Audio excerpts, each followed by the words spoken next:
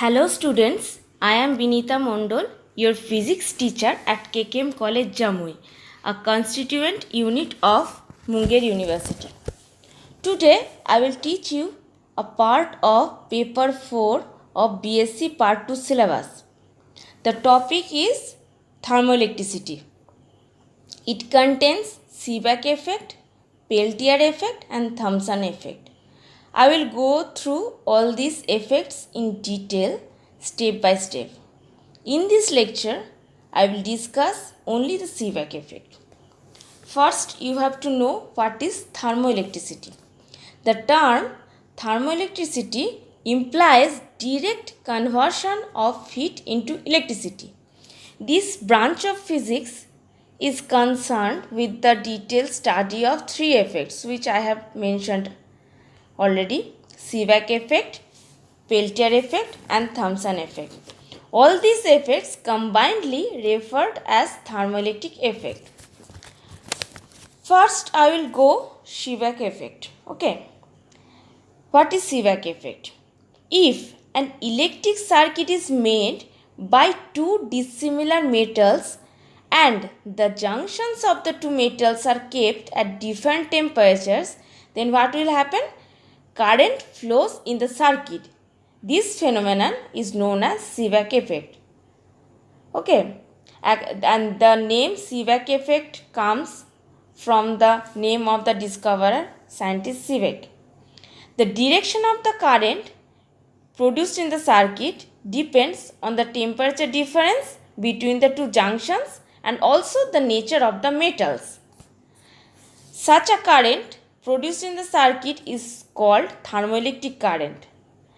It is the result of an EMF produced in the circuit due to the temperature difference between the junctions, and this EMF is termed as thermo EMF.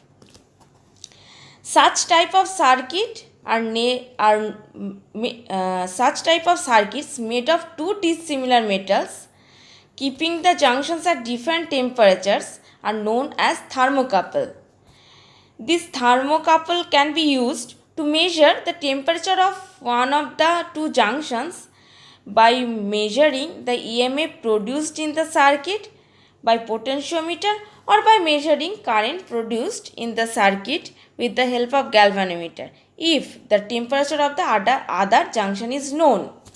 And this is the working principle of thermocouple thermometers. Suppose the temperature of the two junctions are kept at T Kelvin, okay, and the temperature of the one junction is raised by dT, which causes a thermo EMF D in the circuit. Then the thermoelectric power of the two metals at temperature T is defined as P equal to dE dt at constant T. I have already told that the current produced in that circuit depends on the temperature difference between the two junctions as well as the nature of the metals comprising the circuit. Scientist Seebeck made a series of metals which is known as Seebeck series such that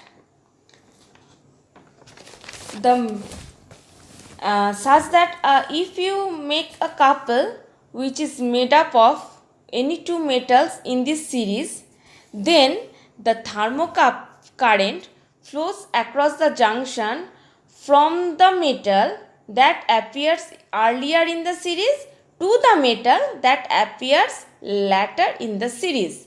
Okay, the Seebeck series is shown here in the last line of this page, you can see. And then if you make a couple with bismuth which appears in the first of the series and with tellurium T appearing in the last of the series, then what will happen? Then in the hot junction the current will flow from bismuth to tellurium, and obviously at the cold junction the current will flow from tellurium to bismuth. Let's see how thermoelectric current varies with the temperature difference between the two junctions. Now consider a thermocouple made up of copper and iron and containing a low resistance galvanometer. Shown in the figure, you can see. The junction A is kept at 0 degrees centigrade and the junction B is kept at higher temperature. So A is the cold junction and B is the hot junction. In the Seebeck series, you can see the copper appears earlier than the iron. So what will happen? Current flows from copper to iron, okay, at the hot junction, and obviously current flows from iron to copper at the cold junction. Galvanometer will measure the current in the circuit. Now, if the temperature of the hot junction is raised, then what will happen? Current will also increases. The current attains the maximum value when the temperature of the hot junction is at 275 degrees centigrade.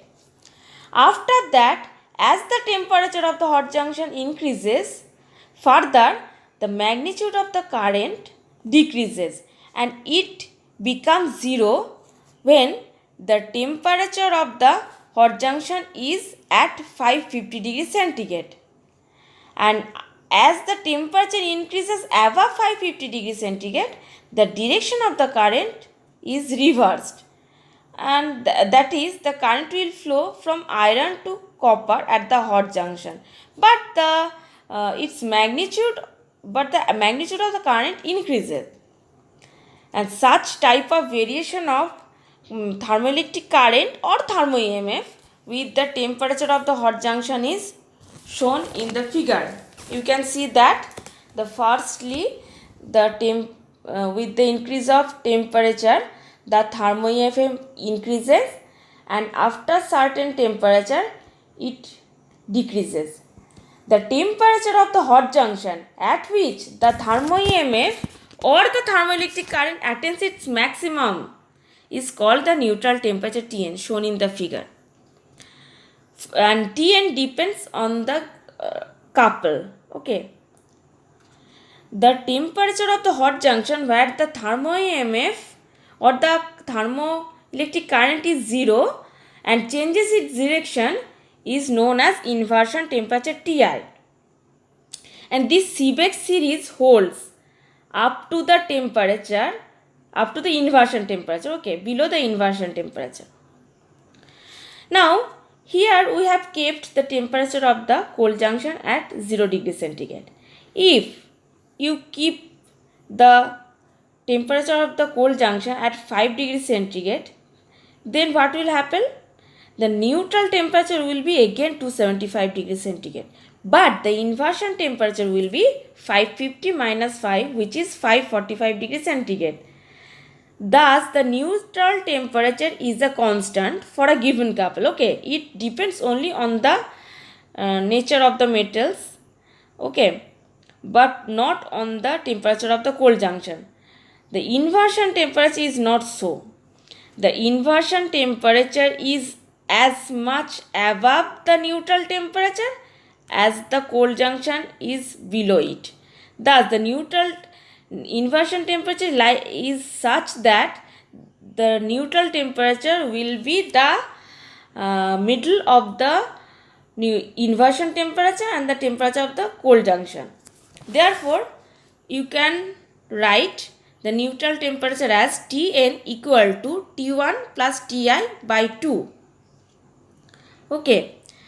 Now, the nature of the graph you can see is same for any pair of metals in the Seebeck series. Okay, only the values will be different. The neutral temperature, the inversion temperature, the amount of thermo EMF will be different. Okay, so this is the Seebeck effect. So in this lecture, I have teach you what is Seebeck effect and how thermo EMF varies with temperature of the hot junction.